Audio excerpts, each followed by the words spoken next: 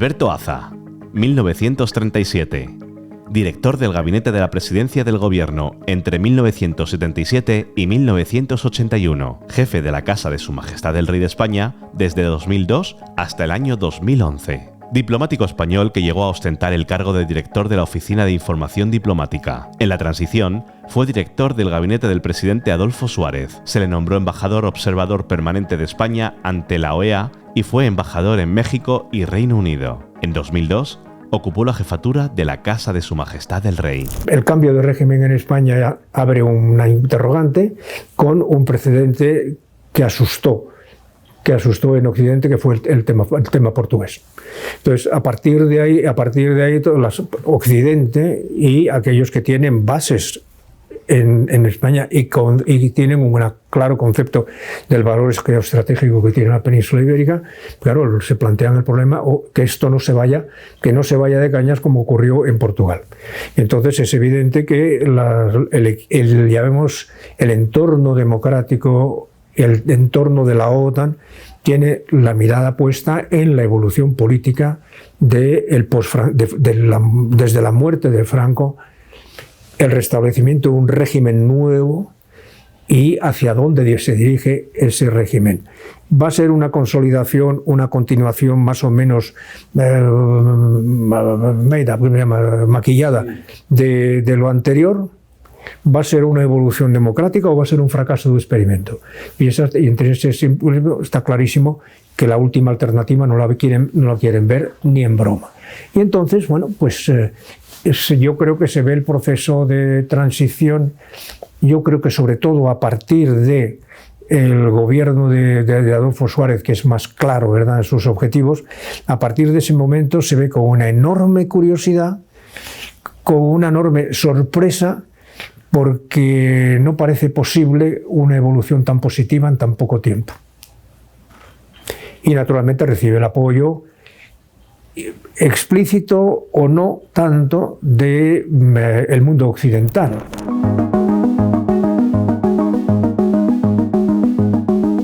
No lo sé. Yo creo que viene de muy... Es como todo, es una evolución. Es una evolución. Yo tuve mucha relación con Eduardo Navarro. Eduardo Navarro pues era un hombre que había sido, no me acuerdo si subsecretario, sí, con Adolfo en ¿cómo se llama aquel ministerio? Del movimiento, y venía del movimiento, etcétera. Era muy inteligente, un hombre muy inteligente, muy inteligente, y que seguramente que decía haber hecho papeles, ¿no? Haber hecho papeles sobre cómo evolucionar el régimen, porque es verdad que la propia gente del régimen estaba pensando qué pasaba, porque aquello no era eterno, ¿verdad? Y aquello era un movimiento que podía mantenerse o era un movimiento personal, es decir, muerto Franco, se acabó el franquismo. Pues esto era una conversación evidente, y los demás nos preguntábamos qué va a ser de nosotros. Estaba en el aire a medida que se iba haciendo cada vez mayor y cada vez que se iba enfermando, pues esto se aceleraba. Yo creo que sí, que no se puede negar que Torcuato tuvo una importancia notable, no sé si tanto en la elaboración intelectual como en la ejecución del plan. No sé exactamente, porque firma con el guión, yo creo que no la hay. Landelino tuvo un papel muy destacadísimo, porque fue el que construyó jurídicamente las opciones políticas. Fundamentalmente, es conocido, ¿no?, que Landelino era de una fineza y de una finura intelectual y jurídica muy precisa, y por lo tanto el hombre muy adecuado para no pillarse los dedos en una evolución, en la construcción jurídica de un nuevo régimen político. Pero es verdad, y es cierta la anécdota de que tanto el rey como Adolfo, ya desde la época de su época de gobernador de Ávila, etcétera, de Segovia, hablaban de la necesidad de una modificación del sistema, etcétera. Es verdad, por otra parte, que en el mundo de Don Juan el mundo de Don Juan, y en Don Juan había el concepto de la monarquía, de una monarquía parlamentaria, no de una monarquía constitucional ya. Y que en la restauración monárquica, los monárquicos, el grupo monárquico, llamémoslo menos excitado y más sereno, planteaba la tesis que luego recogió la corona, es decir, o es monarquía parlamentaria o no hay monarquía posible. Bien, todo esto es, como diría yo, un conjunto de personas, pero hay personas protagonistas, entre las cuales está Adolfo, que asume, y no sé si aporta algo, habrá necesariamente aportado, que consigue liderar todo este conjunto de ideas y este proyecto, y es el que lo lleva a cabo.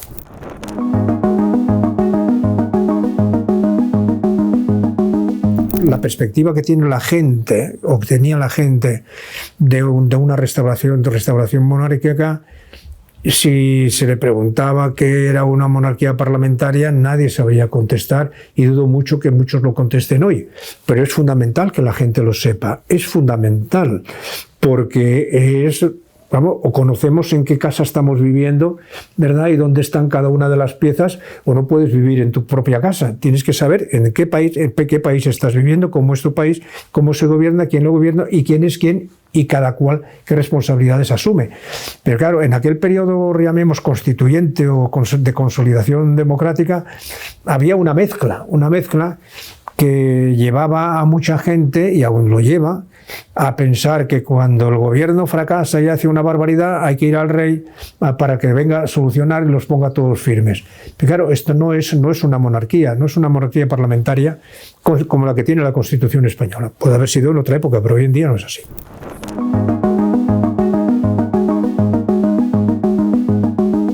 Pues yo creo que es parece una obviedad, es un producto de la época.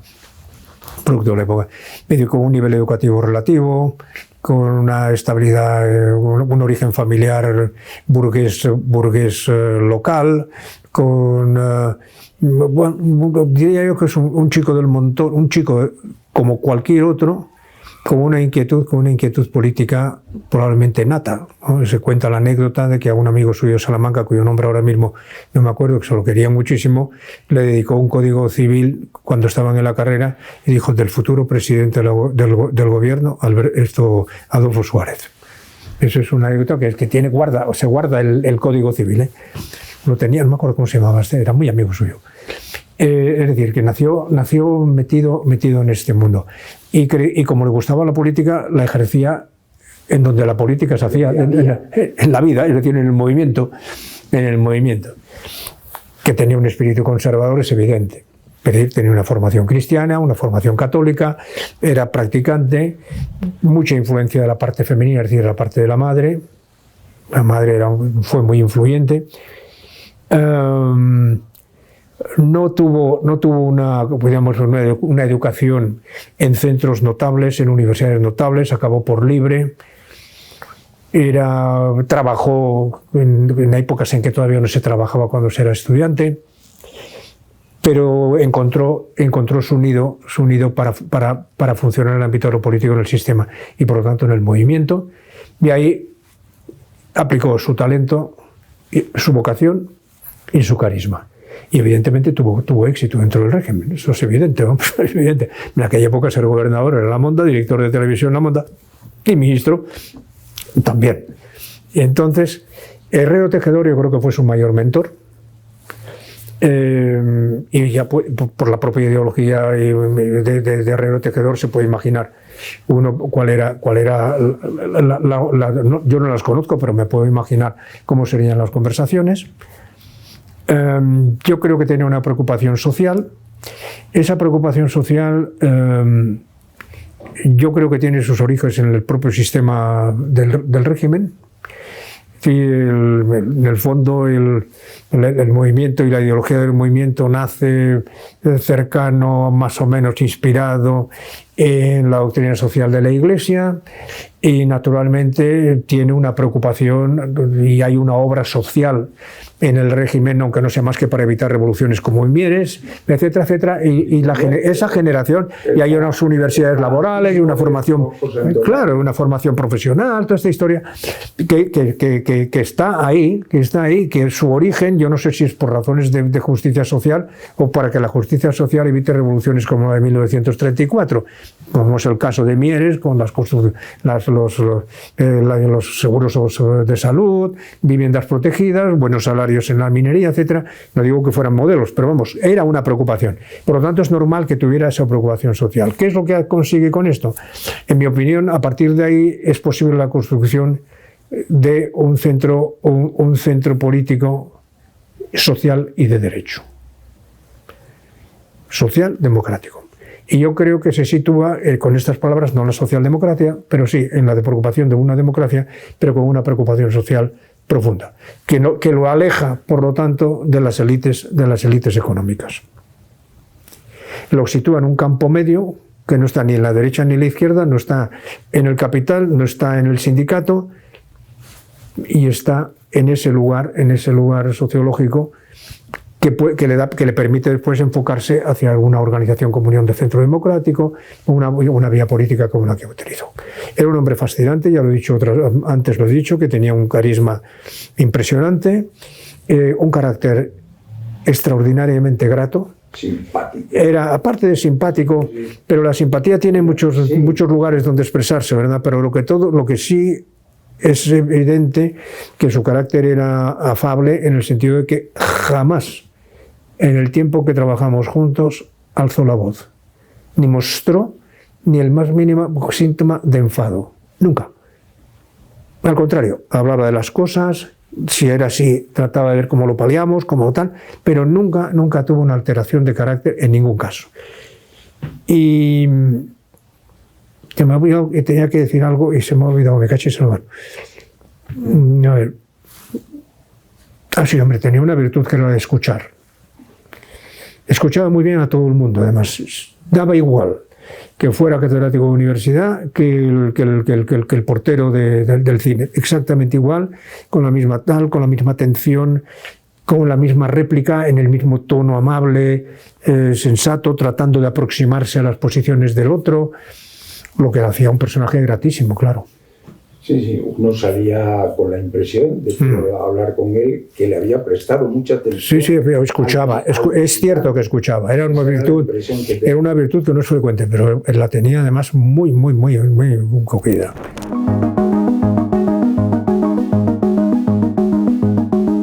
Sus puntos débiles eran la timidez, porque aunque no lo pareciera, era un hombre muy tímido. Es decir, no le gustaba nada aparecer. Por ejemplo, podemos poner, me acuerdo una vez que Pepe Coder le organizó una cosa para una hoja, ¿no? Con una serie de cosas, de actividades para una presencia electoral, no me acuerdo, en un mercado, no sé. Y me dijo, a mí esto, ni de broma. A mí no me ponéis como a Giscard mordiendo una manzana española en el mercado de no me acuerdo qué, pero vamos, que es que ni muerto, esto ni a hablar. Pero después también se notaba el punto de timidez porque había muchos puntos para, tratar de recuperar la imagen en los momentos en los que andaba bajo de imagen, en donde pedíamos una serie de apariciones, de presencias, tal. No, ¿para qué? Es que no le apetecía, no le gustaba estar en las páginas de Papier Couché, no le gustaba, yo creo que no le gustaba nada. Él era más bien de despacho, de pequeño grupo, en donde él tenía una fuerza importante de convicción. Pero lo otro no era lo más indicado. Y eso que en televisión daba estupendísimamente bien, y en colectivos cuando exponía también se los llevaba de calla. En el Parlamento En el Parlamento yo creo que no tenía, ¿cómo diría yo? La gitanería, ¿verdad? La gitanería de la velocidad que hace falta. ¿Por qué? Porque era presidente del gobierno. Es decir, cuando uno está en la oposición puede decir las tonterías que quiera. Pero cuando uno está en el gobierno, él tenía muy claro que no se podían decir tonterías. Entonces, sus intervenciones en el gobierno eran todas escritas, en el Parlamento eran todas escritas, porque decía, no, es que lo que yo voy a decir es lo que la gente tiene que saber que hace el gobierno. Lo que pueda pensar el que no tiene responsabilidades políticas, que diga lo que le dé la gana. Pero yo no puedo equivocarme en un concepto, en un aspecto, en una cifra, en un concepto. Yo tengo que llevarlo todo muy montado, porque no puedo andar improvisando ahí cosas por las buenas para tener una frase brillante y salir en un titular. Entonces esto le daba como parlamentario menos juego.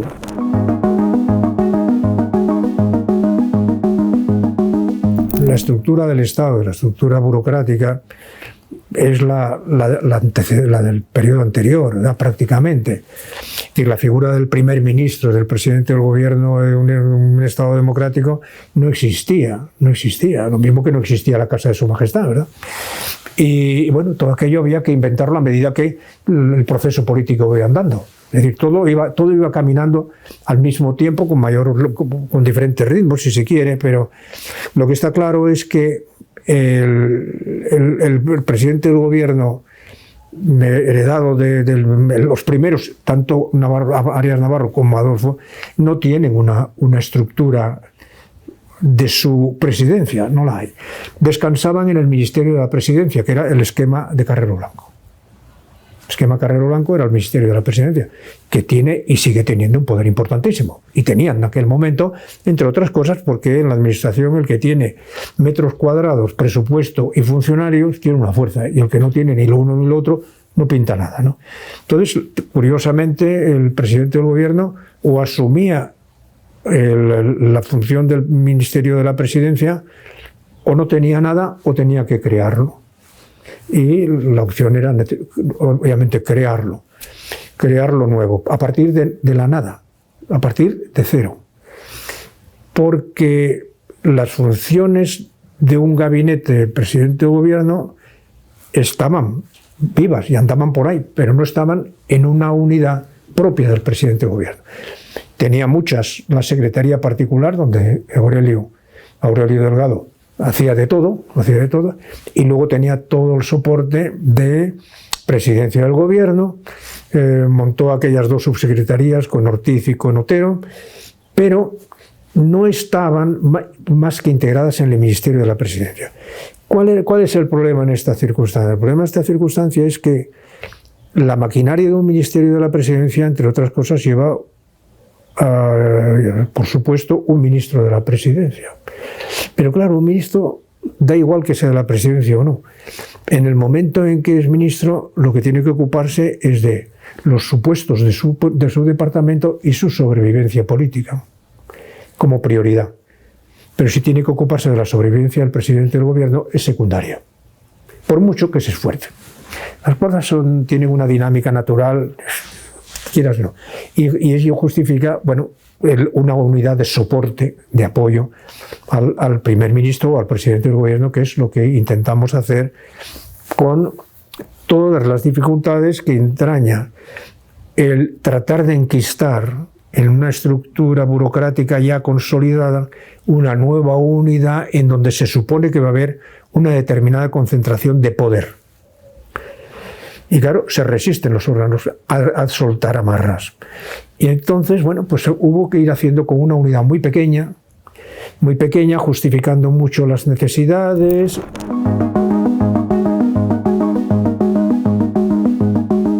La presidencia del gobierno no tenía portavocía. Entonces, claro, llamaban, la prensa llamaba para preguntar cosas con razón, ¿no? ¿Y qué ocurrió? Bueno, que en aquel momento estaba Fernando Onega vinculado a la presidencia de la época, yo creo que de Manuel Ortiz o de Otero, y su función, bueno, ya le habían encargado, por supuesto, discursos, pero tenía alguna cosa, pero con el Ministerio de la Presidencia estaba, vamos, administrativamente tenía una relación. Y entonces Fernando lo que hacía era el resumen de prensa diario.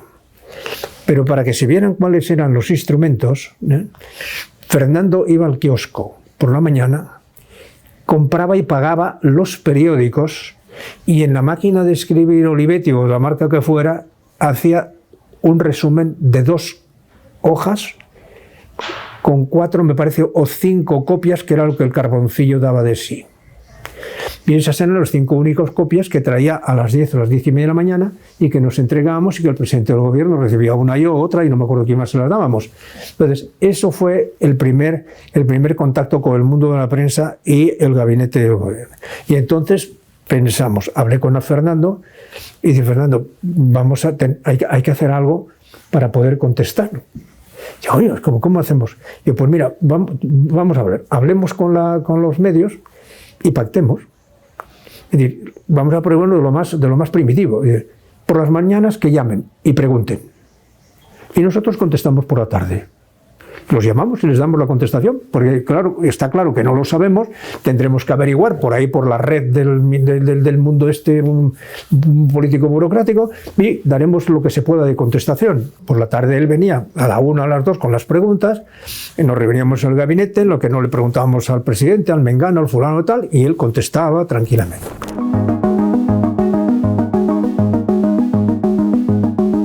Los líderes de la izquierda, la transición, fueron esenciales. Yo creo que sin la actitud de la izquierda no hay transición. Punto. Yo creo que fue fundamental. Cite los nombres de los... Bueno, son pues, Carrillo y Felipe González, ¿verdad? Y Alfonso, ¿eh? Y Alfonso Guerra. No. Y más. Y Tierno Galván. Pasa que Tierno Galván era un seguidor. Otra cosa. Sí, era otra cosa. No se entiende muy bien cómo fue tan popular, ¿no? Era porque no tenía, no era yo lo conocía porque me daba clases particulares de preparación para la escuela diplomática, ¿no? Sí. Y era un personaje muy, fascinante en aquel momento, un hombre muy culto. Yo creo que era un escéptico, filosóficamente hablando, un escéptico. Por ejemplo, preparábamos Grecia, que era de cultura general, ¿no? Y vas el segundo año y dices, bueno, hicimos ya Grecia, sí, don Enrique, ¿a favor o en contra? Hombre, a favor, vamos a hacerla en contra. Por ejemplo, ¿no? Pero yo creo que estos dos, yo creo que el PC y el PSOE, liderados por estas personalidades, ¿verdad?, fueron esenciales en la transición. Sin ellos, sin su juego, esto no hubiera prosperado, no hubiera salido adelante. Es verdad que sus partidos habían sufrido ya unas evoluciones internacionales notables, ¿verdad? El PC de Santiago Carrillo en aquel momento era otro PC de los PCs históricos, y la socialdemocracia alemana estaba funcionando en la posguerra con una dimensión que no había sido probablemente posible sin toda su evolución, y que el nuevo socialismo español tenía mucho que aprender de muchos partidos socialistas europeos, ¿no? Pero es verdad que fue fundamental, ¿no? Fue fundamental.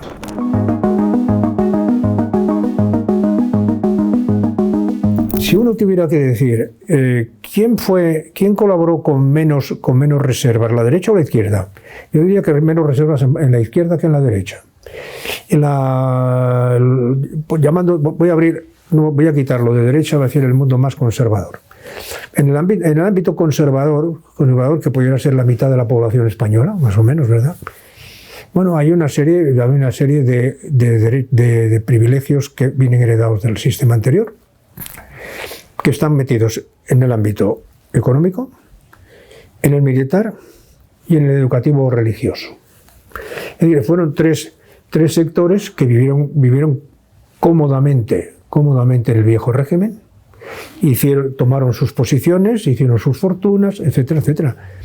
Y que claro, que una apertura tal como la que se está planteando, implica una reducción de su protagonismo, o al menos de sus ventajas. Si hablamos privilegios, no lo llamaré privilegios, me da igual. Y claro está, la banca no quiere para nada oír hablar de una banca competitiva y abierta internacionalmente. 2. El ejército no entiende cómo la transformación que tiene que llevar a cabo para dejar de ser un instrumento de orden público para transformarse en un elemento básico en la defensa, y por lo tanto el funcionamiento no ideológico de su misión. Y tercero, la Iglesia tiene, además de lo que pudiera ser los privilegios digamos, económicos o no, porque no entro en ellos para nada, pero lo que sí que tiene una fuerza inmensa que está en la educación. La presencia de la Iglesia en la educación choca naturalmente con una propuesta democrática de una enseñanza laica, y se producen movimientos en cada uno de estos elementos, ¿verdad?, anti-transición. Y se han manifestado. Que además cada uno de ellos, en particular el económico y el militar, se subleva y busca razones fuertes cada vez que se muere un defensor del orden público por la acción del terrorismo vasco. El terrorismo vasco excita e incita la rebelión de determinados segmentos de la derecha. Es positivo para ETA que estos elementos estén excitados, suficientemente excitados, porque son los que van a acabar con el régimen democrático y va a darles un pretexto al movimiento de ETA para seguir ante el mundo entero como salvadores de la patria, de la libertad y de la democracia.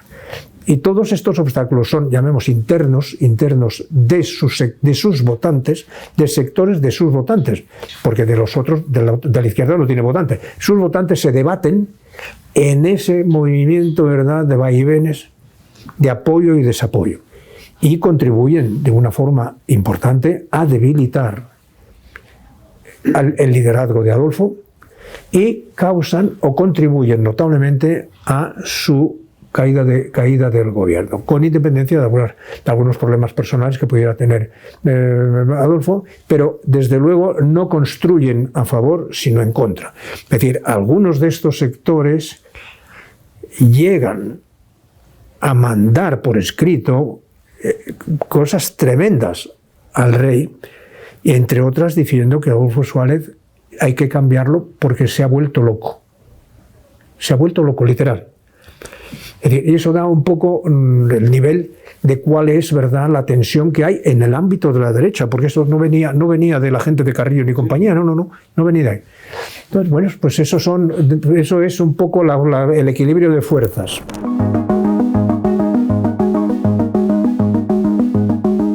Los pactos de la Moncloa son una solución a un problema acuciante, que es la situación económica. Dos, es el tesón de Fuentes Quintana, que es el que cree que la inflación no se puede sostener, etcétera, etcétera, que hace falta ajustes, de una política, llamemos, de realismo económico que costaba mucho llevar a cabo. Y era indispensable llevar al diálogo, el diálogo socioeconómico al mismo nivel que el diálogo político, porque no lo estaba. Faltaban interlocutores, por otras cosas, porque los sindicatos todavía no habían celebrado elecciones. Yo creo que no sé si estaban legalizados, no me acuerdo, no estaban legalizados siquiera. Y por lo tanto, bueno, pues a ver de qué forma el consenso se trasladaba también al diálogo económico-político. Y es cierto que siempre fue una incógnita hasta la noche antes si Felipe iba a asistir a la reunión de Moncloa. Yo lo llamé por la noche, no me acuerdo cómo se llamaba la calle donde vivía, la calle Golondrina, ¿o cómo se llamaba? Pez Volador. Pez Volador. La calle Pez Volador y tal, muy tarde, porque no había contestado, y bueno, y al final ya se vio que a trancas y barrancas iba a estar, y estuvo, efectivamente. Yo creo que no le gustaba mucho. ¿Por qué? Porque veía que era un oxígeno al gobierno. Un gobierno que estaba bastante asfixiado, ¿verdad? Y de repente... Estaba todavía sí, estaba más reticente que Carrillo, ¿verdad? Sí, por supuesto. ¿Por qué? Porque es que Felipe tenía que mirar en su futuro, como es lógico, ¿no? Pero bueno, yo creo que a medida que aquello iba siendo un éxito, yo creo que su hábitat. Y a medida que se fueron ampliando algunas ideas, como por ejemplo la futura propiedad de los medios de comunicación, que no estaba todavía, yo creo, al principio no estaba en la agenda, etcétera. Bueno, pues tuvo que sumarse al acontecimiento. Y fue, yo creo que un balón de oxígeno para la credibilidad económica. Yo creo que fue un hecho dirigido más que a la política, a la economía, no solamente nacional, sino fuera. Es decir, un elemento, un globo de confianza para el funcionamiento interno de la economía española frente a inversores, etcétera, etcétera. Y fue un éxito de gobierno, que el gobierno cuidó mucho de no apuntárselo al 100%, porque si no fracasaba la operación.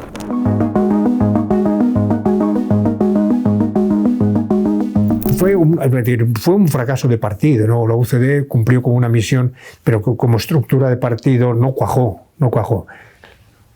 Era una familia bien avenida cuando las cosas iban bien y mal avenida cuando empezaron a ir mal. ¿Por qué? Porque se echaban las culpas los unos a los otros. Y el liderazgo se debilitaba y por lo tanto aquello, o cambiabas de liderazgo y no se arreglaba el problema, o se disolvía el partido, que es como acabó. Ya está. Sí, Cada uno se fue yendo a las zonas, o a casa o a las zonas más o menos próximas de otros partidos. No era un hombre de partido, no sabía, él no era organizativo. No era organizativo, era de planificación, toma de decisiones y sobre todo en el ámbito político. El partido político era un instrumento que tenía que llevarle otro. Pero el partido necesita un líder claramente, ¿no? Y él no le dedicó o no supo dedicarle o no pudo dedicarle, pero no fue.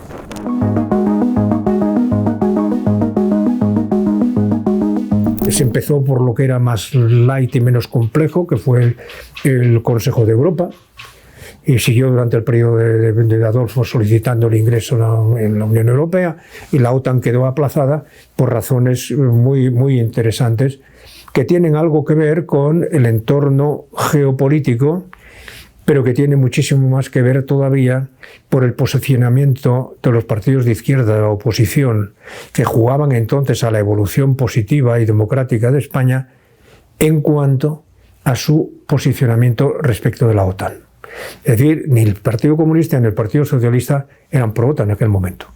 Y por lo tanto, como lo que hacía falta era una estabilidad y un pacto político entre fuerzas políticas de derechas, de izquierdas y de centro en España para llevar a término el proceso de cambio interno, el pacto no se podía entrar en un punto tan conflictivo que partiera al conjunto de las fuerzas políticas favorables a la democracia como consecuencia de una manifestación clara y definitiva de ingreso en la OTAN.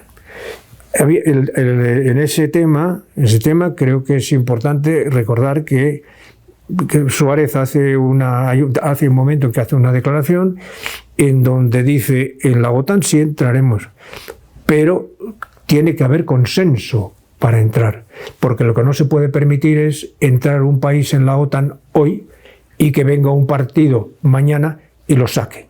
Eso no es estable. Occidente puede estar tranquilo, porque la opción política de este país no es antiotanista ni tampoco es antioccidental, como manifiestamente se ve por el juego democrático. Pero tiene que entender cuál es el juego interno político y la necesidad de ese pacto para que la evolución política de España sea un éxito rotundo.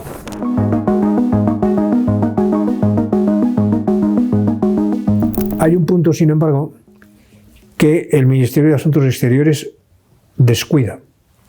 No sé por qué, porque quizá crea que es competencia de otros sectores y que tiene que ver con la colaboración internacional para la eliminación del terrorismo en España y en particular de ETA.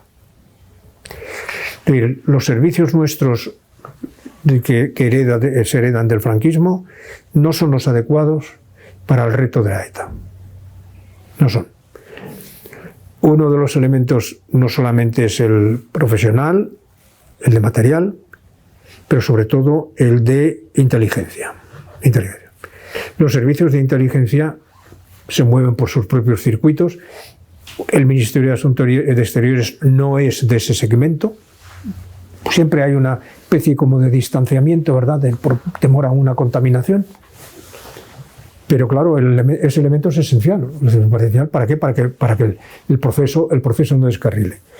Y entonces nosotros desde la presidencia lo que hacemos es una serie de movimientos para tratar a la desesperada de conseguir la colaboración de los servicios de información de algunos países. Hicimos aproximaciones con los Estados Unidos, por supuesto, con Inglaterra, hicimos con Francia, con los países civilizados del entorno. Lo que ocurre es que o bien no tenían o bien no querían, por las razones que fueran.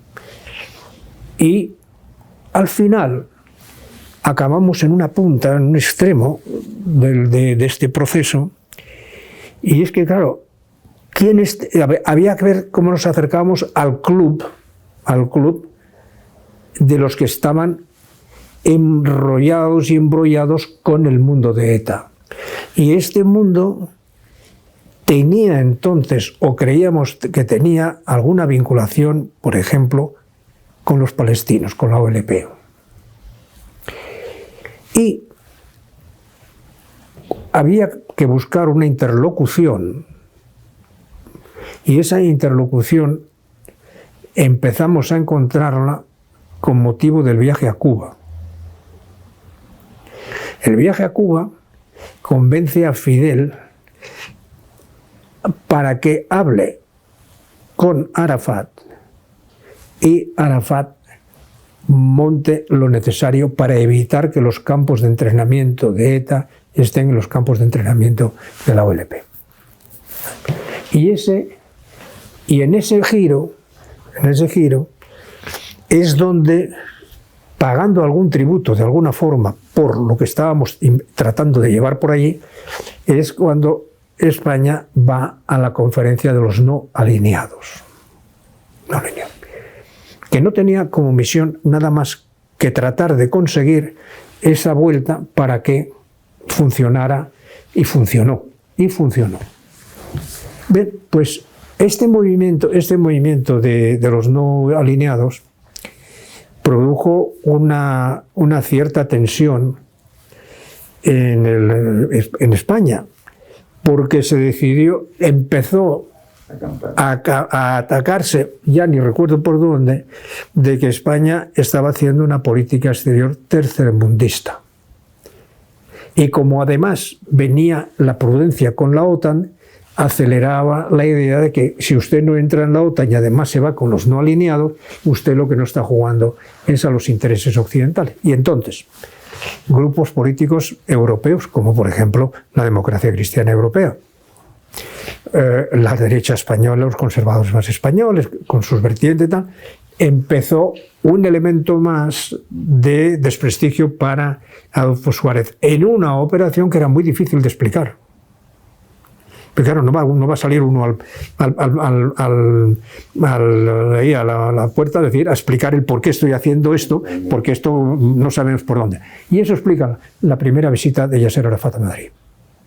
Ese fue el precio final de la colaboración, para que allí no hubiera gente entrenándose a tirar tiros y matar gente a cera al blanco.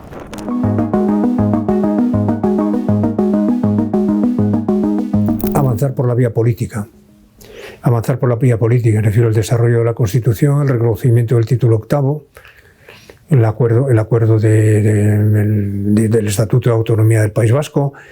Es decir, había la vía, llamemos político-democrática, que era la que tenía que continuar a pesar de la violencia, y después la mejor capacitación de la policía y de la Guardia Civil, uno, para evitar mayores daños personales y materiales, y dos, para llevar una mayor eficacia. Y, insisto, una mayor colaboración internacional, en particular con Francia, que nunca fue franca al 100% hasta pasado mucho tiempo. Hasta que no pusieron una bomba debajo del coche del subprefecto de los Pirineos, yo creo que Francia no fue sensible al riesgo que tenía de cobijar a la ETA francesa, a la ETA española, para cubrirse del crecimiento de Iparratarrak, la rama francesa.